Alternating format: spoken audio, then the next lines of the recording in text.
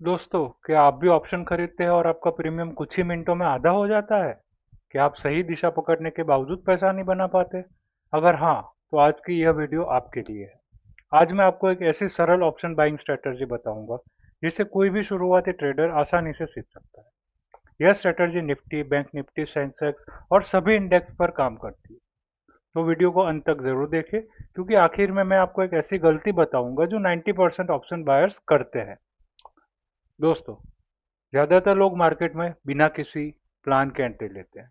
Candle हरी दिखी तो call खरीद लिया, कैंडल लाल दिखी तो पुट खरीद लिया, और फिर मार्केट उल्टा उल्टा चला जाता है। ऑप्शन बाइंग में सफलता का राज सही समय पर एंट्री लेना है। हमेशा ट्रेड के साथ ट्रेड करें, ट्रेड के खिलाफ नहीं। तो क्या करना चाहिए आपको?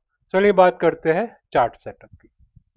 सबसे पहले आपको क्या करना है, अपना निफ्टी या बैंक निफ्टी या सेंसेक्स जहां पे भी आप ट्रेड करना चाहते हैं, आप चार्ट ओपन करिए, टाइम फ्रेम लगाइए 5 मिनट का, और एक ही इंडिकेटर आपको यूज करना है और कोई इंडिकेटर यूज नहीं करना। भूल जाइए और दूसरे इंडिकेटर को। आरएसआई कुछ नहीं होता है, और कोई इंडिकेटर कुछ नहीं होता है, ट्रेंड लाइन बेंड लाइन ये सब झूठ है दोस्तों। एक ही इंडिकेटर लगाइए, वो है 20 EMA, मतलब 20 डेज मूविंग एवरेज।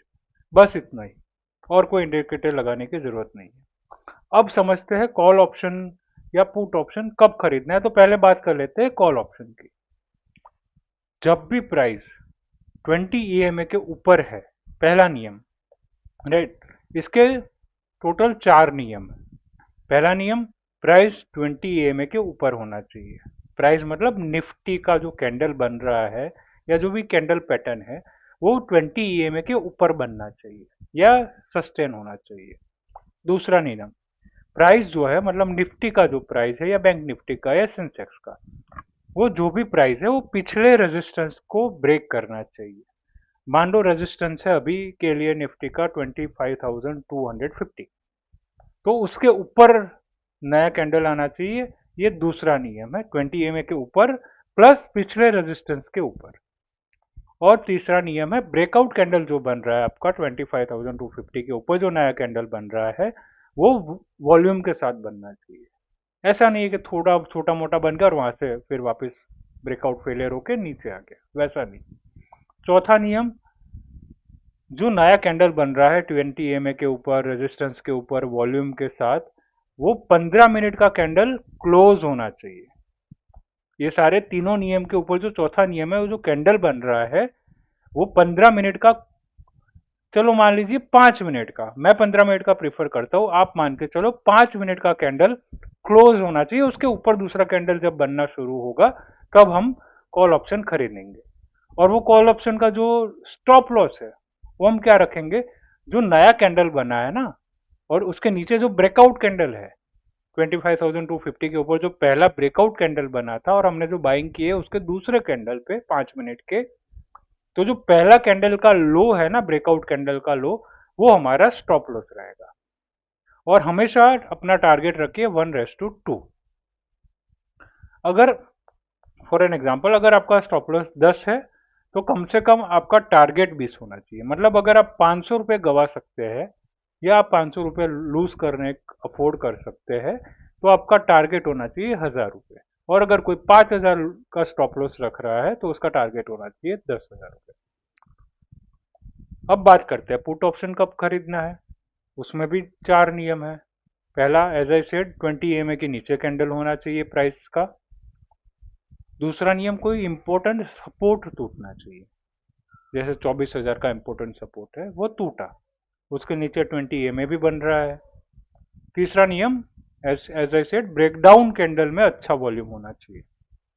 और चौथा नियम, वो ब्रेकडाउन कैंडल क्लोज होने के बाद ही आप पुट ऑप्शन में जाए, और उसका जो स्टॉप लॉस है, वो जो ब्रेकडाउन कैंडल बना था उसका हाई हमारा स्टॉप लॉस रहेगा। और उसमें भी आपका जो रिस्क रिवॉर्ड रेशियो है 1:2। एक एग्जांपल लेते हैं। मान लीजिए निफ्टी 20 EMA के ऊपर ट्रेड कर रहा है, अचानक एक बड़ी बुलिश कैंडल रेजिस्टेंस के ऊपर क्लोज होती है और वॉल्यूम भी बढ़ा हुआ है। ये हमारे लिए कंफर्मेशन है। और अब हम at the money call option खरीदेंगे। At the money call option, out of the money call option हम कभी नहीं खरीदेंगे, ना पुट ऑप्शन ना कॉल ऑप्शन, अगर आप प्रॉफिटेबल रहना चाहते हैं तो। हमारा स्टॉप लॉस रहेगा वही ब्रेक आउट कैंडल का लो। जैसे जैसे मार्केट ऊपर जाएगा, 25,000 तोड़ा, 25,050 जा रहा है, 60 जा रहा है, 70 जा रहा है, वैसे ही हम हमारा स्टॉप लॉस 10-10 पॉइंट से ट्रेल करते रहेंगे ताकि हमारा कभी लॉस ना हो। और यही तरीका है जो प्रो ट्रेडर्स है, प्रोफेशनल ट्रेडर्स है, वो यही तरीका इस्तेमाल करते हैं। अब बात कर लेते हैं रिस्क मैनेजमेंट। दोस्तों ये सबसे महत्वपूर्ण हिस्सा है। कोई भी स्ट्रेटजी 100% नहीं होती, कोई भी स्ट्रेटजी, ये मार्केट है, कभी भी घूम सकता है, कभी भी कुछ भी कर सकता है। तो हमारी स्ट्रेटजी क्या रहनी चाहिए? एक ट्रेड में अपनी जो पूरी पूंजी है वो मत लगाइए भाई। अगर आपके पास 5 लाख पड़े हैं तो ऐसा नहीं है कि ब्रेकआउट मिल गया, ब्रेकडाउन मिल गया, ये हो गया, 5 लाख का 50 लाख कर लूंगा, नहीं नहीं नहीं भाई। केवल 2% मतलब 2% से ज्यादा रिस्क ना ले। कभी भी लॉस वाले ट्रेड में एवरेज ना करें, सबसे बड़ी गलती। 100 वाला सी लिया, मार्केट नीचे आ गया 50 पे, 40 पे, चलो एवरेज कर लेता हूँ। 10 रुपये आ गया, एवरेज कर लेता हूँ। 5 रुपये आ गया, एवरेज कर लेता हूँ। मेरी एवरेज तो कम हो रही है ना भाई, तेरा पैसा भी उतना ही जा रहा है। एवरेज नहीं करना चाहिए। अगर लॉस है बुक करो, वेट फॉर नेक्स्ट सेटअप, उसके बाद नया ट्रेड लो। तीसरी चीज, हमेशा हमेशा स्टॉप लॉस लगाए। मान लीजिए कि आपने कोई ट्रेड लिया, आपने कोई सी का ट्रेड लिया, कॉल ऑप्शन लिया, और आपने स्टॉप लॉस नहीं लगाया। ये तो मार्केट है, कोई भी ग्लोबल न्यूज, जैसे कभी भी कुछ भी ट्वीट आ जाता है, कभी भी कुछ भी हो जाता है, यहाँ पे बम फेंक दिया, वो फेंक दिया, ये कर दिया, और मार्केट एक ही कैंडल में पूरा गिव अप कर देता है ना। तो हो सकता है आपका पूरा कैपिटल इसमें बर्बाद हो जाए। आप कहीं आगे पीछे हो, आपका ध्यान ना हो, आप ट्रेडिंग सेटअप से थोड़ा कहीं चले गए 10-15 मिनट के लिए, आधे घंटे के लिए, तो स्टॉप लॉस लगाए ताकि आपका स्टॉप लॉस हिट हो जाए। ठीक है यार, मैंने 20,000 लगाए थे, मैंने 1,000 का स्टॉप लॉस रखा था, अगर मैं स्टॉप लॉस नहीं लगाया होता तो शायद 20,000 का 10,000 हो जाता। 1,000 के स्टॉप लॉस में कट गया, और फिर भले ही मार्केट रिवर्स हो जाए, खाई में डूब जाए, हमको क्या। चौथा और एकदम महत्वपूर्ण चीज, रिवेंज ट्रेडिंग से बचे। आज मेरा 1,000 का लॉस हो गया, इसको कवर करके 2,000 करूंगा। Over trading, over trading, over trading, over trading, खत्म।